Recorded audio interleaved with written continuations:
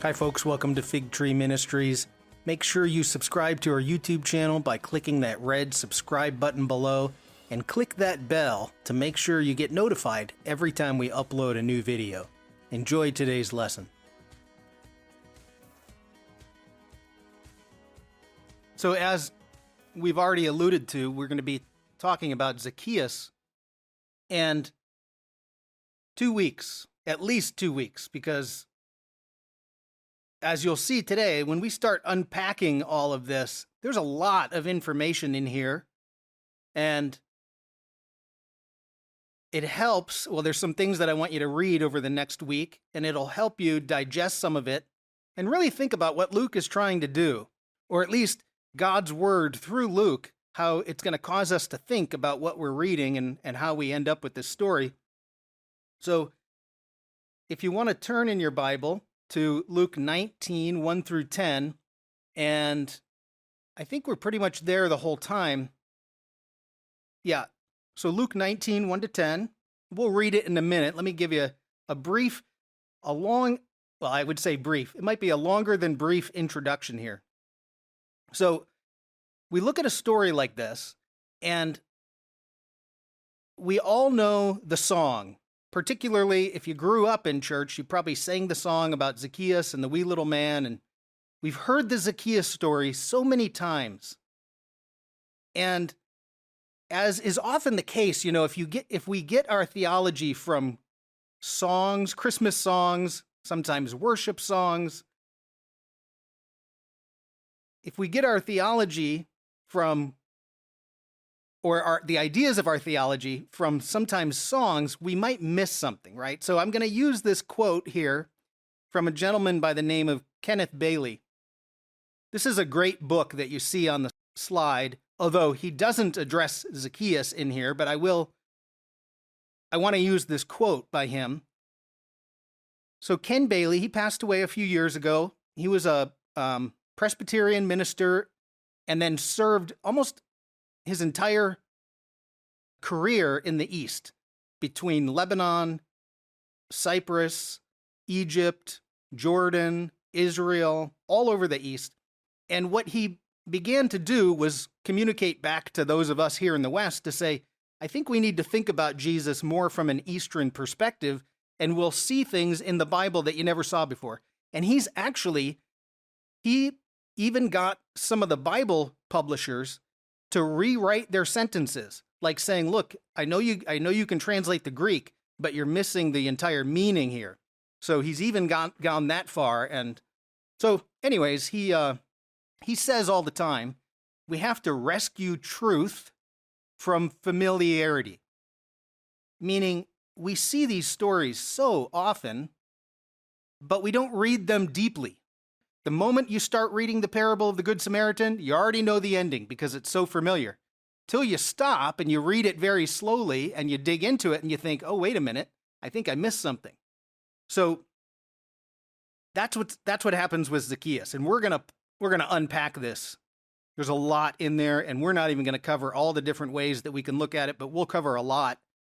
And just so you know, I'm aware, I love finding things in the Bible that wake me up, that say, think about it this way, look over here, take a different angle. And I love finding those things. I think it's just an amazing to find that. But I also have to realize not everybody does love finding those things. And so, today we're going to ask some tough questions about the way we read Zacchaeus. And I don't intend in any way to offend anybody. I love finding these things. If it does in some way challenge you to the point where you're not happy about it, no way do I intend for that to happen. I want you to, and I don't think it will, but I just want to say that out loud, that I do recognize that sometimes, I love being challenged. Not everybody does, but I think this will challenge you to think about the way we read this story and we see Zacchaeus. And what happens is, and I'm sure you're aware of this, sermons are notoriously bad places for doing deep teaching, right? You have a crowd that varies in the way that their amount of study. There's not a lot of back and forth with questions. So sermons are normally where we hear the stories, but they're not always great places for teaching. And teaching is supposed to go in, pull this stuff apart, look at it, ask tough questions, look at it from both sides. And so that's what we're going to do today. There's a couple times I'll give my opinion. Other times I'm going to tell you what scholars have written, and I'll try to make sure that I don't confuse the two. All right, so let's go rescue some truth. So if we go to the text, first let's start. We're going to read through the Zacchaeus story one time, and then it's fairly short, and then we'll go break it apart, look at all the different areas that we need to look at. So Luke 19, 1-10, starting in verse 1, he, being Jesus, entered Jericho and was passing through. And behold, there was a man named Zacchaeus. He was a chief tax collector and was rich. And he was seeking to see who Jesus was, but on account of the crowd, he could not, because he was small in stature. So he ran ahead and climbed up into a sycamore tree to see him, for he was about to pass by. Verse 5, and when Jesus came to the place, he looked to him and said, Zacchaeus, hurry and come down, for I must stay at your house today. So he hurried down and received him joyfully. And when they saw it, they all grumbled. Now, who's they? That's a good question, because Luke doesn't tell us, but there's clues. So they all grumbled. He has gone to be the guest of a man who is a sinner. And Zacchaeus stood and said to the Lord, Behold, Lord, the half of my goods I give to the poor, and if I have defrauded anyone of anything, I restore it fourfold. Last two verses. And Jesus said to him, Today salvation has come to this house, since he also is a son of Abraham. For the Son of Man came to seek and to save the lost. Now, if you listen closely, did you hear the bombshell that just went off in Jericho? Right? If CNN was reporting this, they would say, a bombshell was just dropped by Jesus in Jericho. That last sentence, verse 10, for the Son of Man came to seek and to save the lost. Now he's alluding to a chapter in the Old Testament, Ezekiel 34. And when this is what I want you to read. We'll talk more about it this morning, but that's Ezekiel 34. And I want you to read Ezekiel 34 a couple times this week. It is 100% against the priests. And he just quoted it. And the moment he pulls Ezekiel 34 into it, everybody says, look out, because God's judgment is coming. Okay, so that's the text right there, ending in Ezekiel 34. Okay. So I want to do something, I want to just back up mentally for a second. And I just want you to think about the Gospel of Luke. So this is where we are, actually, point 1 on your handout. So we only find the Zacchaeus story in the Gospel of Luke. So then we have to ask, why did Luke include it? Besides it happened, Luke has editorial control over what stories he puts in what order. So God gave Luke some editorial control over this, but he adds in this story about Zacchaeus. And there's some prominent themes throughout the book of Luke, and you'll find this in almost every commentary on Luke, it's very much a concern for those who have been marginalized, those on the margins of society, the poor, the widows, the aliens, the tax collectors. So the care for those who have been more marginalized, and second, it's a warning to those who are in power. Now, who's in power? Well, in Jesus' day, it's not just Rome, it's the religious leaders, right? And the religious leaders are ending up, just like we saw last week with the Pharisee and the tax collector, through their attitudes, marginalized groups of Jews, because these are Jewish folks that are going to be doing the things on behalf of the Jewish power structure. So two big themes in Luke, and we're going to see these. Well, we have seen them, right? We read the parable of the rich man and Lazarus, and that was pointing right towards the priests because they're in power. Why aren't you taking care of the poor? You have the Pharisee and the tax collector, again, someone in power looking down on somebody else. So these are prominent themes. So what I'm going to suggest to you is that when we read Zacchaeus, see, our focus in the West is, because we're Protestants and evangelicals, is the salvation part. We love to see the salvation, someone coming to Jesus and being saved. But I'm going to suggest that the main theme of this story is a warning to the priests. Now, we've seen this throughout the past couple of weeks, right? How Jesus is very critical of the power structures there in his day. So here's why. This is how you would come to that conclusion, even though Luke never specifically mentions a priest. So the first one is just, if you look at verse 1 says they entered Jericho. Now, here we are, modern Westerners, that doesn't mean anything to me. But Jericho, for about 300 years, and up into including Jesus' day, is a priestly city. I put on the bottom of your sheet an article by a scholar, Joshua Schwartz, and he outlines, he says, look, you could essentially call it priestly Jericho. At one point, when the priests and the kings were in power, this is the 100 years prior to Jesus showing up, Jericho was like an extension of Jerusalem.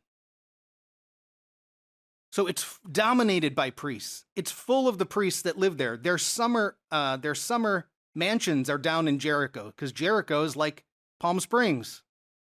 So it's a priestly city. Now, we wouldn't know that, but once we know something about Jericho, you say, aha. So when they are in the crowd and they are grumbling against Zacchaeus, who's the they? We're getting at the priests now. Now we're moving in that direction. So Jericho is a priestly city. Second, verse 10, Ezekiel 34. Ezekiel 34, let me just give you the highlights of Ezekiel 34. God shows up in Ezekiel 34 and he says, "You shepherds of Israel, you who lead my flock, you trample the grass so the sheep can't eat. You muddy the water so that the lambs can't drink. You put the lambs out on the side of a hillside for the slaughter. How dare you?" And God is angry. And he says, "And I will destroy the leaders of my flock." And then right in the middle of that, it says, "And I myself will come, and I will save, and I will seek, and I will heal, and I will bind up." So when Jesus says the Son of Man has come to seek and save the lost, what's he saying? He's fulfilling the Ezekiel prophecy where God is showing up. "And you priests who are not taking care of my people, how dare you? And you're the one who's going to be out." And that is a strong sentiment in Ezekiel 34. So you've got Jericho, a priestly city. And then you quote, and so it's like a little sandwich, right? Verse 1 mentions Jericho, verse 10, Ezekiel 34, and now you can sandwich in, he's not happy. And so what did the priests do? Well, the same thing that we've seen over the past few weeks. You marginalize certain people groups. Hey, I want to get closer to God. I want to be able to go to the temple. I want to be able to participate in religious life. And they say no. And now you've got this, right? Now you've got a battle, because when Jesus shows up, he's not going to put up with that. And part of the way we know that is verse 9.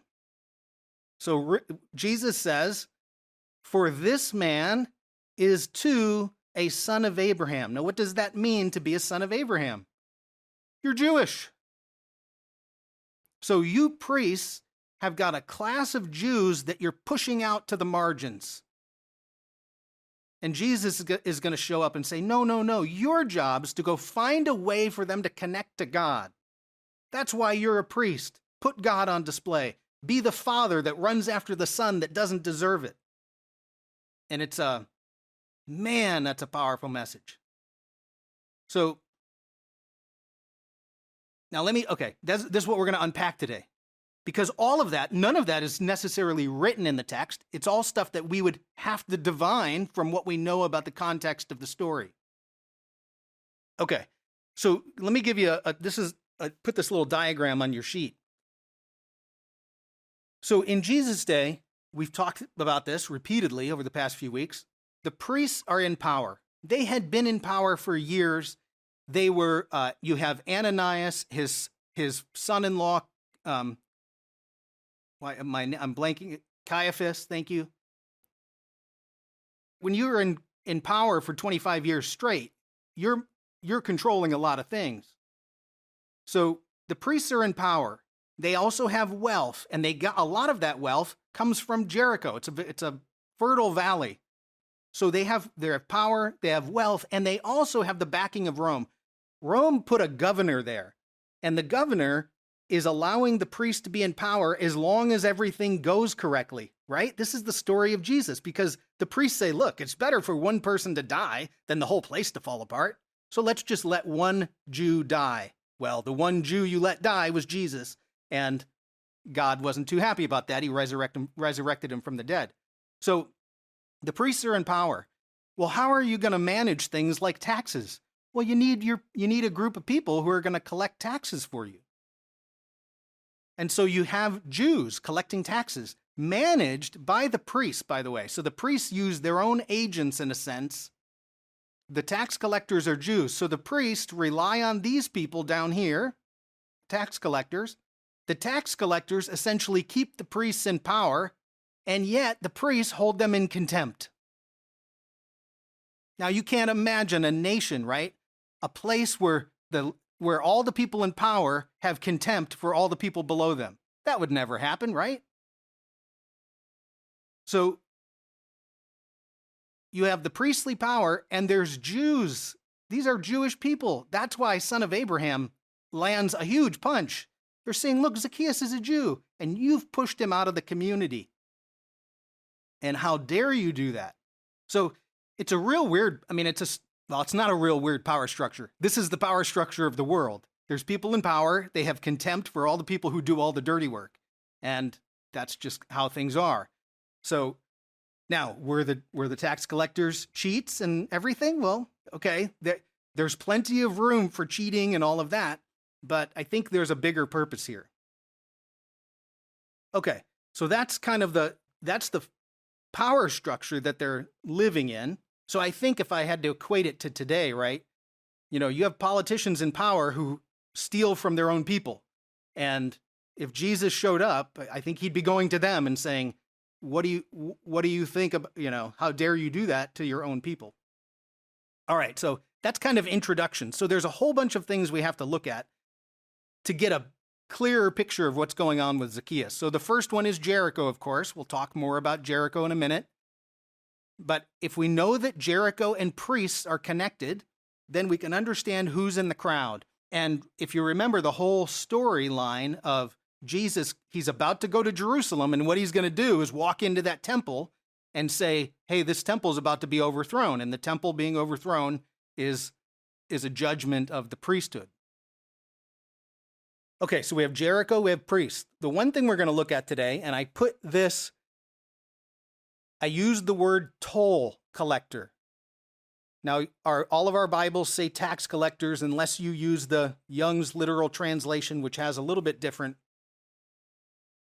This is what scholars, as over the past 100 years, as they've looked at the idea of taxes in Jerusalem, or taxes in the first century Israel, that the people who were hated were the toll collectors, and Zacchaeus is a toll collector. Matthew is a toll collector. He sits on the road.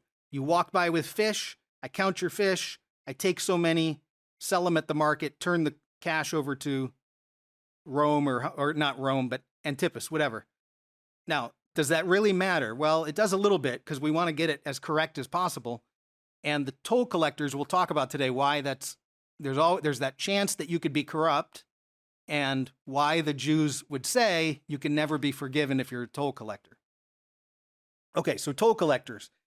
We need to talk, we'll do this next week, restitution, right? So Zacchaeus says, look, if I've defrauded anybody, I'll pay him back fourfold. Now, where does he get that? That's not random, right? That's coming from the Old Testament. So we'll talk about how do you make restitution for a wrong? And then there's a whole bunch of questions about Zacchaeus. I mean, there's more questions that we don't know about Zacchaeus. Why did he have to climb a tree? Now we'd say, well, because he's short. Okay, but why didn't he go into the crowd? Why not go through the crowd? Who's in the crowd? Priests. And he's a tax collector. Why not just say, excuse me, and push your way like at a parade to the curb? Right? Maybe they won't let him through the crowd. Maybe he doesn't want to get into a crowd of priests. So why does he run to a tree, right? Why does Luke tell us he's rich? How does Jesus know who Zacchaeus is? Sometimes I assumed, well, I guess he has God powers and he just knows his name. Well, maybe there's more to that story too. We have to talk about, was Zacchaeus actually cheating people? That's the assumption we make. So there's a scholarly debate we'll get into a little bit later. I would even ask the question, and I'll do this next week, so I'll leave it as a little bit of anticipation. What's the name Zacchaeus mean? What's his name mean?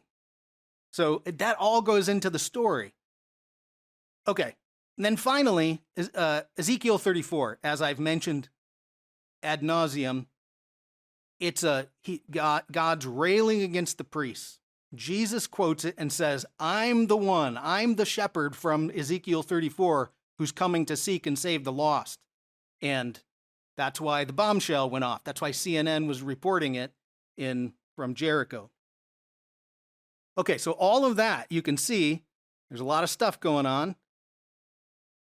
So we'll do that this week, and then we'll do the first three this week, and then the next three or next week.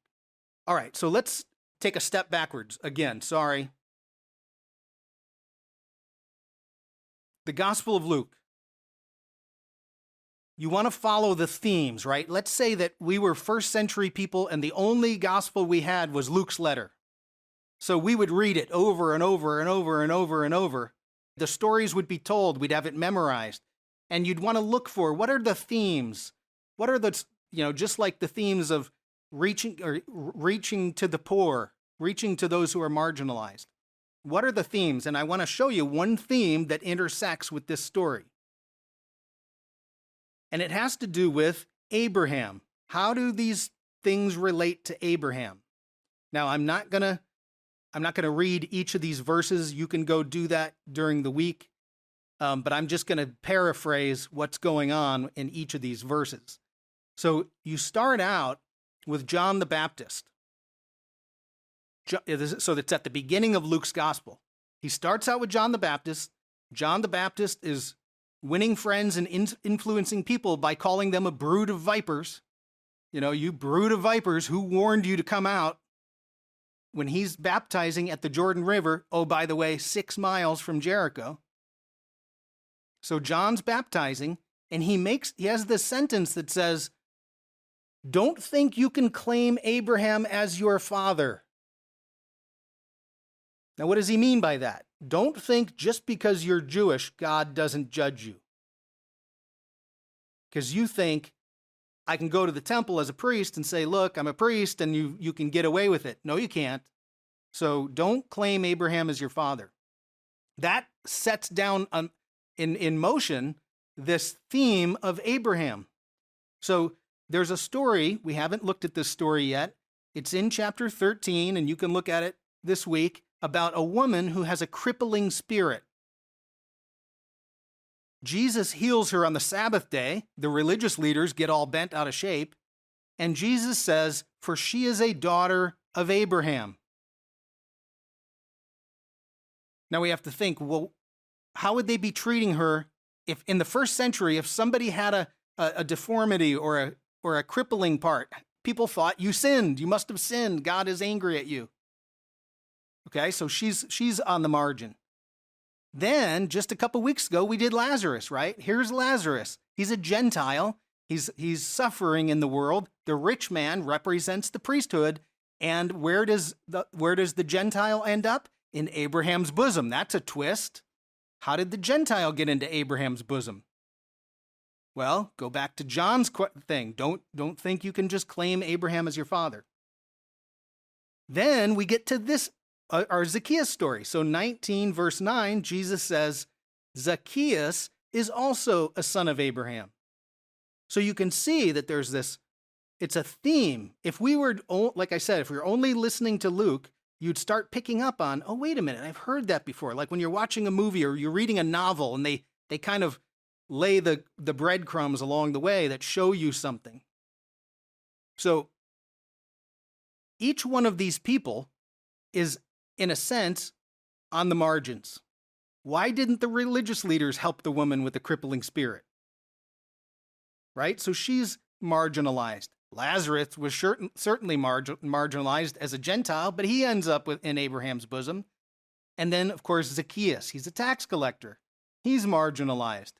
And yet Jesus shows up and says, no, he's a son of Abraham too. So, very prominent theme. It fits right into the story here with Zacchaeus and Jesus' declaration that he's included in the group. And maybe as a tax collector who's been scorned and spit on and hated by the community that's supposed to help you get closer to God, right? What if you're born the son of a tax collector? What's your lot in life? And even if you love God, people treat you like you're scum. And the moment we marginalize people, look out. Okay, so I think this is part of the main theme to the story. Now, what I would like to do is go a little bit closer to at least a couple of the things today. I want to talk a little bit about Jericho, and I've already given you the punchline essentially, but I want to at least show you a little bit more about Jericho so we can understand some of the background of that city and the priests. So I know many of you have been to Jericho, whether you went to the New Testament part or the ancient city, the very, very old city. So if we go to a map, just so we can locate mentally where we're at in the world, you have Egypt down here to the south of the Mediterranean, Turkey, modern day Turkey, obviously, to the north. And then right here is where Israel sits, in that eastern side of the Roman Empire, really kind of in the backwoods, but right along the main road when you're for the ancient Near East. Now, if we move closer, we see that there's the Dead Sea. So you have the Dead Sea to the south. You have the Sea of Galilee to the north.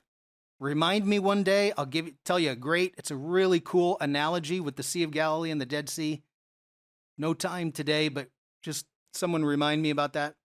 And then right in the middle here is our area of Jericho. And by the way, as next slide, I'll move in closer. Jerusalem is right in that white circle as well. So if you go close enough, here's Jerusalem. Now, here's my analogy. Jerusalem sits at about 2,200 feet above sea level. And then if you head 13 miles to the east and downhill, you go down this valley called Wadi Kelt, you're down at the city of Abraham. You're at the city of Jericho. For those of you on the West Coast, picture Julian is Jerusalem. It snows in the winter. It's cold in the winter. It's up at a higher elevation, and you have a really sharp drop-off into the desert. So if Jerusalem is Julian, then Jericho's like Borrego Springs. Or if Jerusalem is Hollywood in the wintertime, all the rich people go out to Palm Springs because that's when it's cold and raining in Hollywood, it's sunny and 80 degrees in Palm Springs. So the priests and the wealthy people in Jerusalem had winter palaces down in Jericho. Go down to Jericho, nice and warm. We like that warm weather. No one wants to shovel the snow. So It's very close. Now, the other thing is, and this is I mentioned Joshua Schwartz talks about this, that at one point, Jericho and Jerusalem could be uniquely tied through the priesthood. There was a constant train of priests going up and down from Jericho because Jericho supplied the priesthood. Half of the priests lived in Jericho, while the other half would be up in Jerusalem.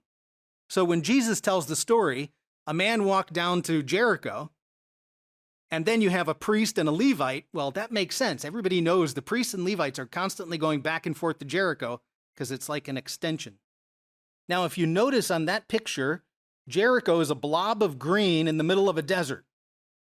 So if we go closer to that, you think, how did that thing get green, right? Well, there's springs that pop out. All that snow and rain that happens up in Jerusalem sinks down through the mountains, and then there's a layer of limestone, and it punches out right at Jerusalem. At least one of the springs does. So right here's the Jordan River. 6 miles away is where John the Baptist is baptizing. And then these mountains over here, that's the wilderness of Judea. And as the water flows underneath those mountains, it comes right out at a spring in Jericho. So Jericho is actually a fairly fertile place. Even today, they grow tons and tons of produce, just like we do in the Central Valley out there by the Salton Sea. Okay, so Jericho, as I mentioned, it's a priestly city. You could call it priestly Jericho. Second, it's a very fertile valley. Now, if you're the priests, if you own the land, and it's a fertile valley that ships food all over the place, what does that end up bringing you? Is wealth. So you end up getting wealth out of that city that technically is in the tribe of Benjamin, so it wasn't supposed to go to the Levites, but it's a very fertile valley. And, fun fact to know and tell, in the century prior to Jesus, Mark Antony, he was the Roman he held power over the eastern side of the empire, and then Caesar Augustus defeated Mark Antony. Mark Antony was his girlfriend named Cleopatra. Mark Antony gave Jericho to Cleopatra. Now, why would he give Jericho to Cleopatra? Because in Jericho, there is balsam that grows. They call it the balm of Gilead. So balsam, fragrant resin, I guess like myrrh or frankincense, and apparently, what they say, it only grew at Jericho. And this was prized around the world. So think about if Jericho has something that the whole world will pay a lot of money for. What ends up happening? How's the flow of money going into Jericho? Well, that becomes a lot of money if you're selling your balsam to all the wealthy people around the world. So you can get tremendous wealth. And so if you read commentaries on Zacchaeus, many of them will mention it's normal. It would be normal that if you're going to have a tax collector that's wealthy, it would happen at Jericho. Because he's on the trade route. First of all, there's tons of trade coming through Jericho, but Jericho itself produces a lot of wealth. So it's not surprising that the guy has wealth. Now, how did he get the wealth? Well, that's a different question, but it's not surprising that you might have extra wealth, especially if it's... So anyways, that's Jericho. Now, this next part, I've been wrestling with how I want to present it. There's no 100% absolutely clear picture, but we do know a lot about the progression of tax collection and tax collectors. And whenever anybody talks about this, it always gets conflated. And so I just want to show you a couple things to help your mind say, aha, that's a conflation. We're taking something from another time or another location and we're implanting it into our biblical picture. So the first thing about, and again, we'll emphasize toll collectors in a minute, but tax collectors. There was a group of very wealthy Roman citizens, mostly Romans, like from Rome. They're called publicans. Now that's a Latin word. And unfortunately, the King James Version of the Bible translated every time it says toll collector, they translated it publican. And so now when we think publican, what are we thinking about? Well, publicans were these very wealthy Romans. They exploited the eastern provinces of the Roman Empire for taxes. We know they did that. It became so bad, though, that by the time Julius Caesar gets into power, Julius Caesar outlaws or begins to break down the publican system. So that's 45 years before Jesus shows up. Caesar Augustus did the same thing, and publicans hadn't been in Israel for about 50 years when Jesus is born. So we have to be careful that we don't take the idea of 100% of publican and apply it to every tax collector we see in the text. So by the time Jesus gets into his born and his ministry going, you have a completely different tax structure. So this is so, I'm giving you like such a broad brush stroke.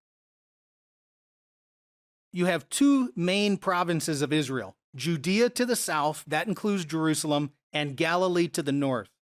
And in Jesus' ministry day, they're governed by two separate groups. Now, the Roman Empire's over the whole thing, but in Judea, you have a Roman governor, that's Pilate, and then you have the aristocracy of the Sadducees, the Sadducean aristocracy, that's the priests. Well, they're managing what's going on. So that's Judea. If you go to Galilee, it's different. It's Herod Antipas. So if you compare Zacchaeus as a tax collector to Matthew as a tax collector, they're actually working for two completely different entities. And we often will say every tax collector was collecting tax for Rome, but that's not true of Matthew. He was collecting taxes for Herod Antipas, which is probably no better. But again, we want to be as accurate as we can. So if we look at a map, and sorry, this is kind of a small map, but Judea is that purple circle to the south. That was Rome. That's Pilate. He's the governor.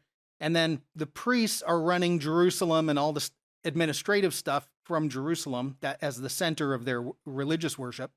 And then Herod Antipas, he's up here in Galilee. And then he has this long north-south running territory that's just on the eastern bank of the Jordan River called Perea.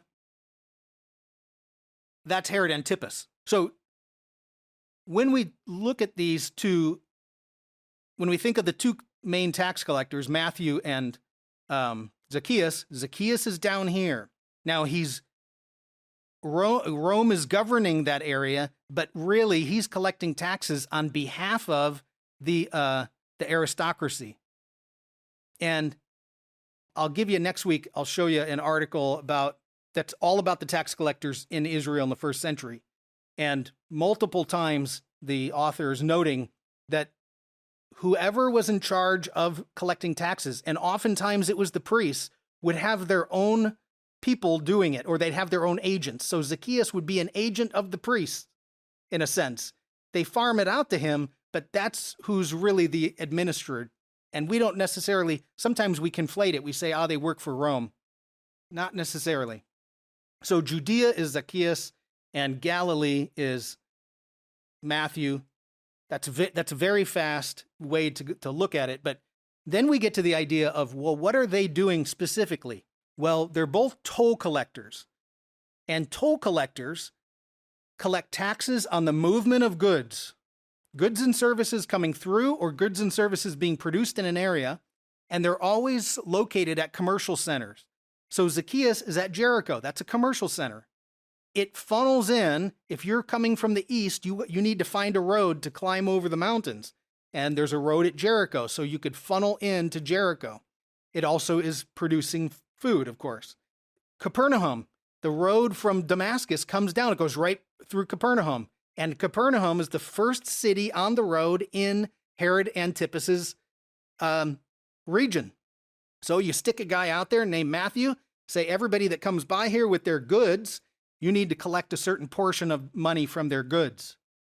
So some scholars think that even the reason Peter moved from Bethsaida, which is in Philip's Herod Philip's kingdom, he moved across the river from Bethsaida to Capernaum is to avoid the tax over in Philip's area, right? Then you only have to pay one tax. You pay Herod's tax. And everybody's always trying to avoid taxes. So, okay, it's always movement of goods. Now this is the crux. This is the crux. If you're a tax collector, oftentimes those taxes are being paid in the goods that are being shipped, right? Fish, fruit, cabbages, dates, whatever it is. So how are you have to do the calculations to say X number of sardines that you just caught are now going towards the tax collection, right? And if you have a crafty tax collector, he's going to pick out the best fish. He's going to pick out the best looking dates or the whatever it is. Or he's going to do the calculations funky so that you end up collecting more. And so the reason the rabbis think that the tax collectors are beyond forgiveness is because it's not that they cheat necessarily, it's that it's so easy to cheat. They're in a job that's so easy to cheat people. And in order to be completely good with God, if you cheat somebody, you have to restore them. Well, what if a guy is traveling from Babylon down to Egypt and you cheat him out of money? How do you restore that guy? You can't. And so the rabbis say, you're beyond forgiveness because you can't follow the rules to get back into order. You can't restore what you cheated from the guy. So it's seen as, the reason they're disdained is it's seen as a type of vocation that's so easy to cheat, we assume you do. So I'm sure you could think of, even today, what are the things that you have to go engage in that make you nervous because you think the guy's going to cheat you? It's the things that maybe you do the least, right? So for instance, there was that, many of you remember this, Seinfeld had an episode where Jerry had to go buy a car. And the one thing he was worried about was they were going to convince him that he needed the treatment for the underside of the car, right? So when you're at a car dealer and they say, oh, you better get that undercarriage treatment, you don't know what the guy, if he's selling you a bill of goods or what. And so we tend to think of, we use used car salesmen as a pejorative to talk about somebody who's always trying to con you out of more money. That would be like a tax collector. Somebody you assume is trying to get more money out of you. If you go to insurance salesman, what do you think that guy's going to try to do? Well, he gets paid by selling you insurance, and the higher the premium, the more he gets paid. So you are obviously someone who needs a high premium insurance policy because that's what I do for a living, something like that. So anyways, I just want to bring more context to this idea. Why would they be considered unforgivable? Well, because if you cheat somebody who's on the road, you can never pay him back, and the job is very easy to cheat people.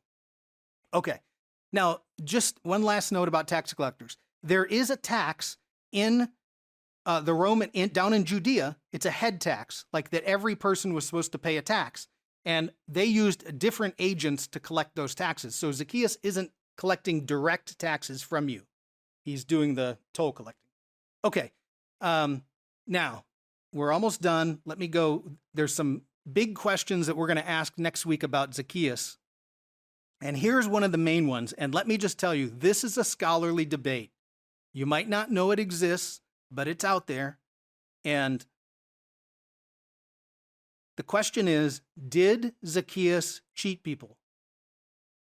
Now, all of us assume that he did because he's a tax collector and he's rich. But the story is ambiguous, and let me show you why. And here, this verse right here, Luke 19:8. This verse creates hate and discontent amongst scholars because it's ambiguous. And so everyone's trying to figure out exactly what Luke intended to tell us. But I think its genius is in the ambiguity. Luke wants you to think about how you interpret it. So the verse says this, and Zacchaeus stood and said to the Lord, behold, the half of my goods I give to the poor. And now listen to this next sentence. And if I have defrauded anyone of anything, I restore it fourfold. Now, what's the most important word in that little sentence? 2 letters. If. Why would he say if? Does that mean, well, I may have? I can't think of anybody? Does it mean, hey, if by chance I do, I'll go ahead and pay it back? I mean, the if, and if you look at the Greek underneath it, it says this does not mean since. Like, so if Zacchaeus was repenting, he would say, since I've defrauded people, I'll figure out a way to pay them back. But that's not what he says. If I've defrauded anybody. Again, that throws us into a turmoil because that's not, we never read the text that way. But there's 2 more verbs, and we'll do this more next week. There's 2 verbs in the sentence, give and restore. And both verbs, not to get too much into the grammar, are in the present tense. So some of your Bibles say, I will give to the poor. That's not what Luke said. I give to the poor. Now, is that a present tense? And so some scholars say that's talking about something he does regularly. I regularly give to the poor. The other thing, the word restore, it's not I will restore it, it's I restore. So he might be saying, hey, Jesus, if I find out I've defrauded anybody, I restore it fourfold.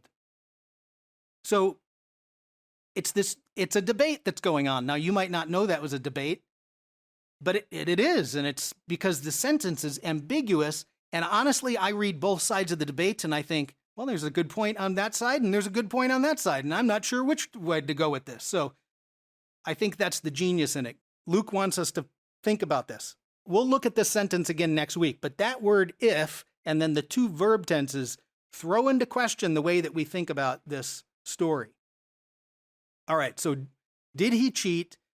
Why does he choose the restitution that he does? I'll pay fourfold. So there's something in the Old Testament. And then the last thing, and we'll look at this next week, is there a way to connect Zacchaeus' response to John the Baptist? Because when John was baptizing, tax collectors showed up. He's 6 miles away from Jericho. And what John tells them is exactly what Zacchaeus says, I'm not doing.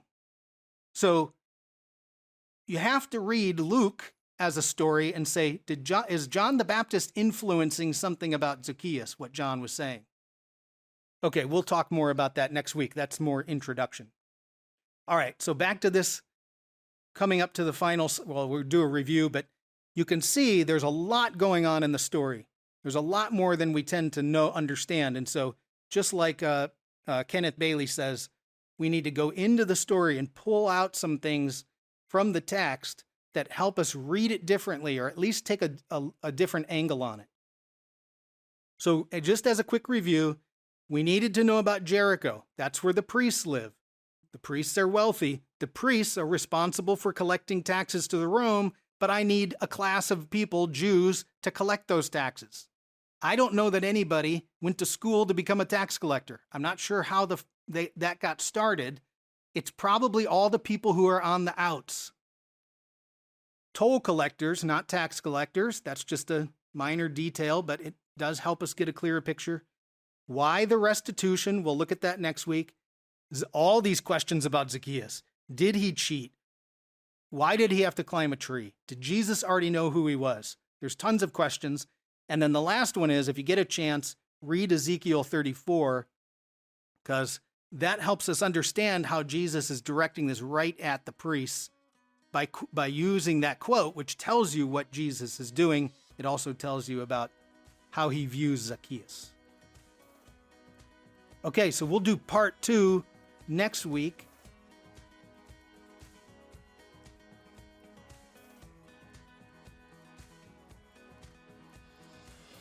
Thanks for joining us under the fig tree for today's lesson. If you like this video, be sure to hit the like button below. And make sure you subscribe to our YouTube channel and hit that bell to be notified every time I upload a new lesson.